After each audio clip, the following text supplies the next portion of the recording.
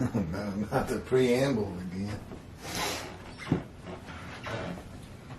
Chapter 34.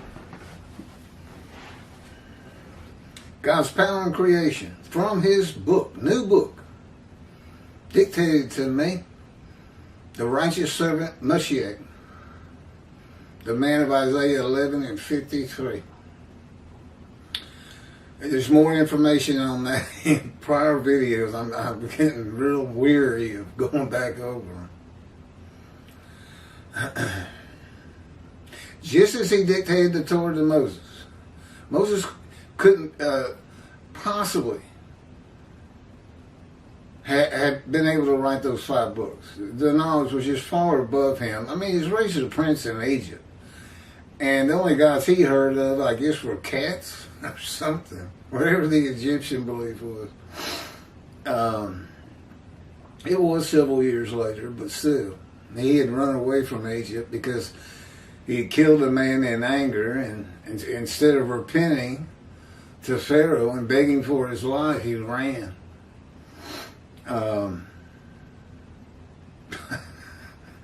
And so we're ready to begin. Oh, and God also, his spirit lit upon, and God is in his spirit, and that's when you can hear him speak.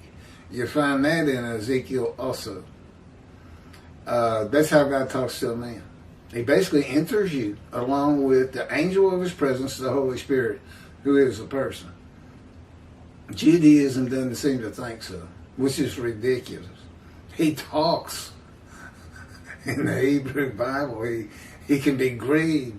He can get angry if you disobey God and not forgive you. I mean, it's even part of his personality.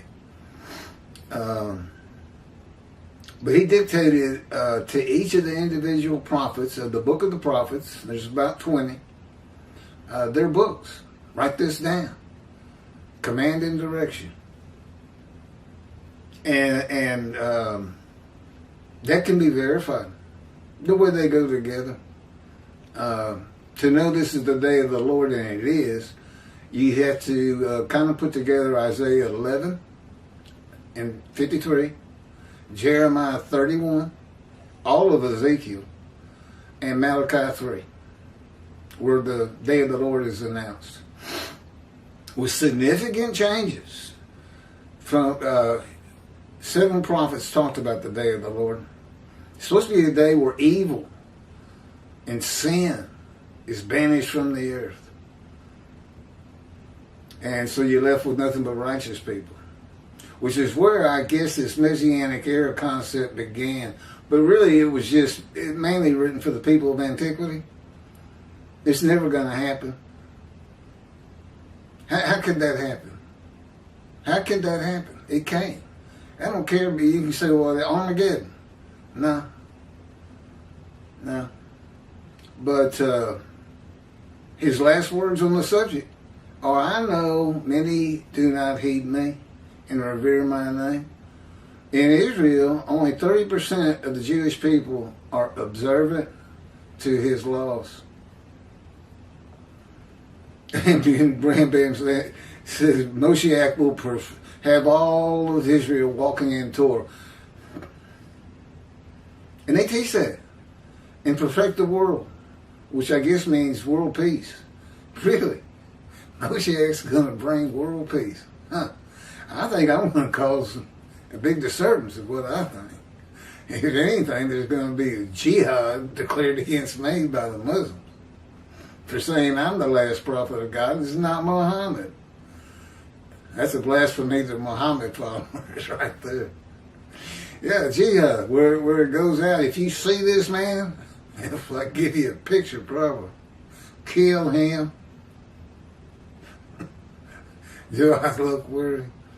God's with me. He'll know if I'm walking into a trap. And maybe that's the way he takes me out. Yeah, he's going to determine when I die. Moses was a person who murdered a man in anger, hid the body, and when discovered became frightened and ran from his crime. And then became, at the end of his days, a person more humble than any other man at the end of his life. He was chosen above all mankind, achieving a greater knowledge of the Almighty than anyone before.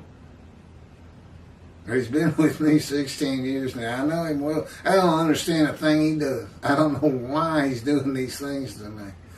I just know what they are. I just know he does it, and I just endure. Yeah, for all intents and purposes, I'm always in pain somewhere. Primarily over here and in my jaw joint, my TMJ. So Moses was a man like Ezekiel in that his spirit could become infuriated, furious, and bitter. To calm the spirit of Ezekiel, God pinned him to the ground for 430 days. Hands handcuffed behind him so he couldn't roll over from side to side. He had to stay on one side for like 380 days, and he got to roll over for 40 days for the punishment for sins of the house of Judah. The 380 days, I think that's what it is, was for the house of Israel, the northern kingdom, where they really must have been doing some sin. It wasn't vicarious suffering. It was supposedly a punishment of this priestly man who had been trying to get the house of Israel and Judah to stop sinning his whole life. And now he's being told he's going to suffer equally with their punishment. Their punishment was defeat and being deported to Babylon, and which would be Iraq and Iran. I don't know if Babylon went that far. In any event, they got deported out of the promised land.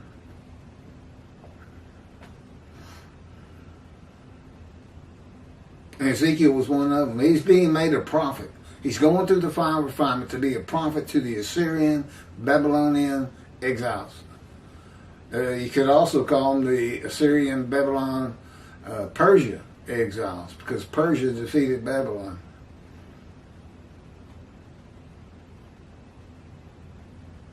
A man does not go from being hot-tempered enough to kill another man to the most humble man on earth by being the leader of hundreds of thousands of men and women. 600,000 men and their families were in the Exodus and known to converse with God. That enlarges the ego of a man, if anything, and is not a humbling experience. To be known by everybody?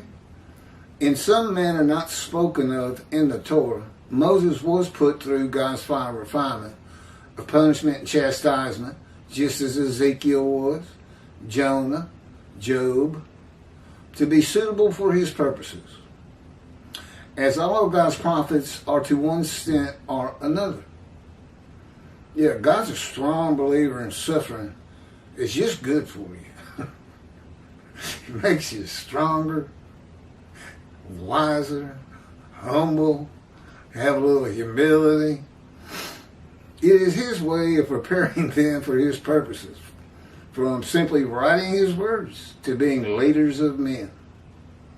God's righteous servant of Isaiah 53, that would be me, is the prophet like Moses, who endures chastisement, punishment, maltreatment, crushing, and bruising by the hand of God, his words and his power, in God's fire of refinement, which I call God's boot camp for prophets, likened to a cadet who goes through boot camp to become a Green Bay Marine or a Navy SEAL. As I understand, that's very, very tough 6 months or so. I'm like, 6 months? I'll take that over being with God. Or being in God's fire of refinement. No, nobody would turn this down. And frankly, he doesn't let you. Ezekiel didn't get a choice. God said, he says, a spirit seized me, and I went in the bitterness and fury of my spirit in the hand of God. And you think being in the hand of God means everything's going smooth for you. But he's bitter and furious. You know why? Because God sees him. The Spirit is the Holy Spirit, the angel of his presence. And God is in him. And now they're both in Ezekiel. And he can hear God's words, as he tells us. He's in the fire of refinement. I've been furious so many times they can't be counted. And bitter. Yeah, I'm bitter right now. I'm so tired of this. Yeah. Okay. It is his way of preparing them for his purposes.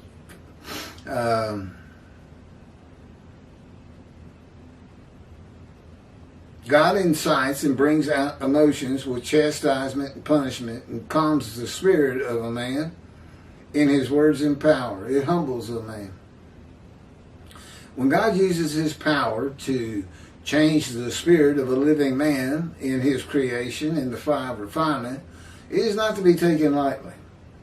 God enjoys watching creation unfold naturally, as he knew it would. And not as he can make it happen. Not changing it in his power. That is nothing to him.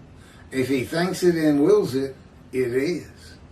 He thought through humanity from its beginning with Adam to the end. Whatever that is, we don't know what the end is. It's a safe bet it's going to happen one day.